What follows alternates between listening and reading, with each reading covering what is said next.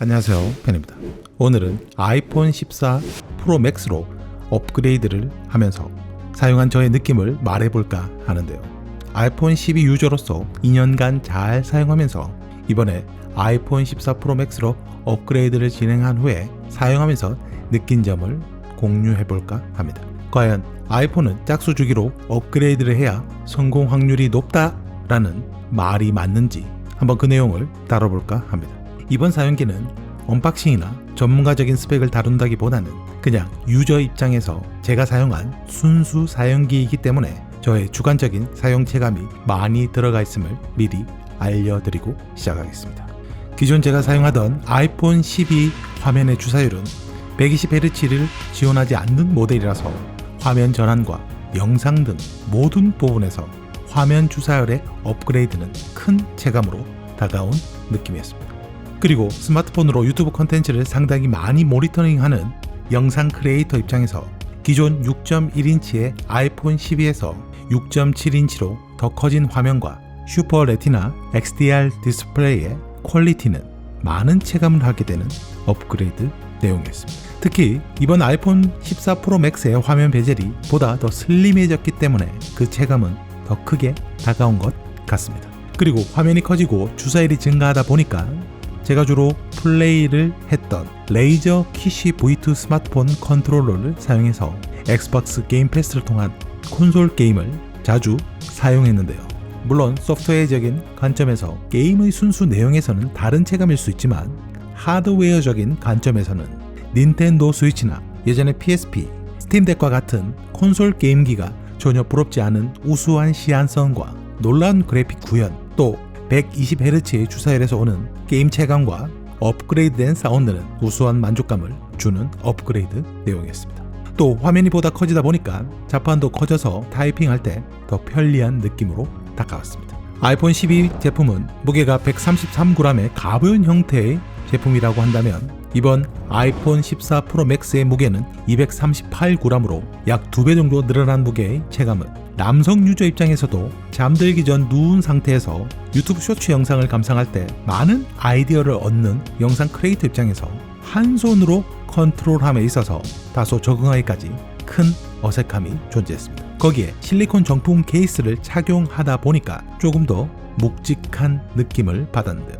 그러나 아이폰 14 프로 맥스를 한 3일 정도 집중적으로 사용하다 보니까 무게와 크기에 대한 적응이 충분히 이루어졌고 큰 화면에서 오는 우수한 체감과 이제는 다운그레이드는 못할 것 같다는 생각을 하게 되었습니다. 그리고 여성분 입장에서도 어느 정도 시간이 지나시면 분명히 적응되는 부분이 있기 때문에 무게에 대한 부담감은 적응기가 지나고 충분히 괜찮아지실 듯 보입니다.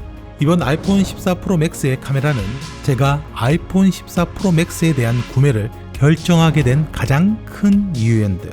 물론 미러리스 카메라와 그 렌즈의 등급에 따라 그 퀄리티에는 아직 비교할 수준은 아닐 수도 있지만 이번 아이폰 14 프로 맥스의 카메라는 아이폰 13 프로 대비 63%나 더 커진 센서의 성능으로 영상 제작자 입장에서 사진이 아닌 영상만을 생각했을 때는 현재 스마트폰 중에서 가장 최고의 선택이라는 생각을 들게 했는데요.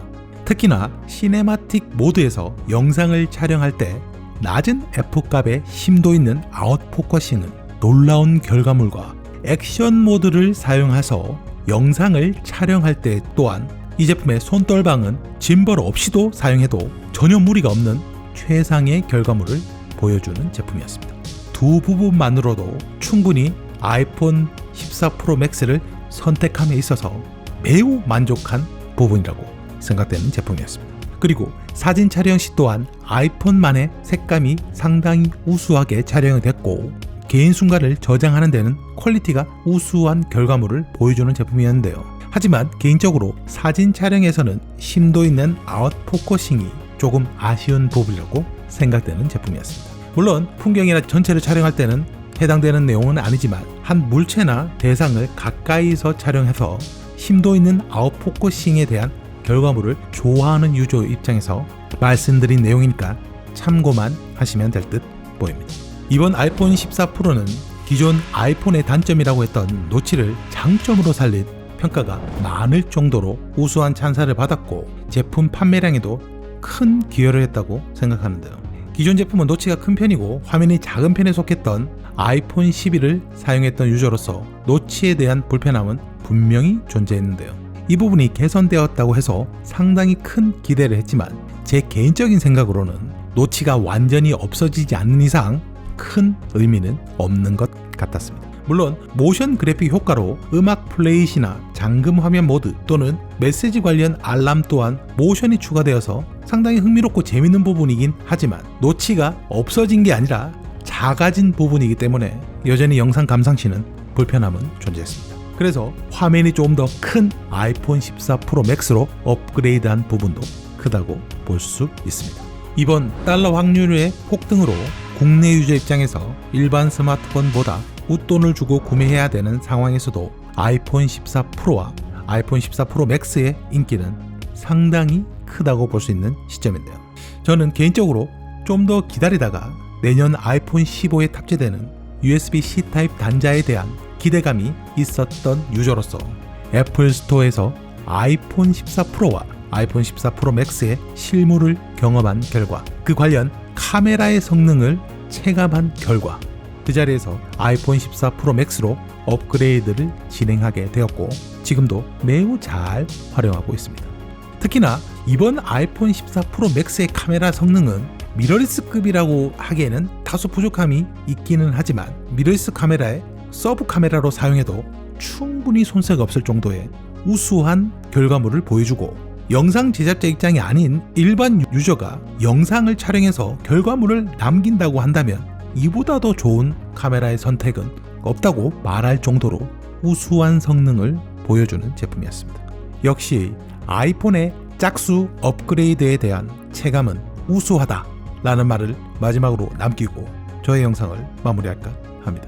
그리고 추후 애플워치 울트라 사용기로 찾아뵙도록 하겠습니다. 그럼 영상 끝까지 시청해주신 여러분들 감사드리면서 오늘도 좋은 하루 되시길 바라겠습니다.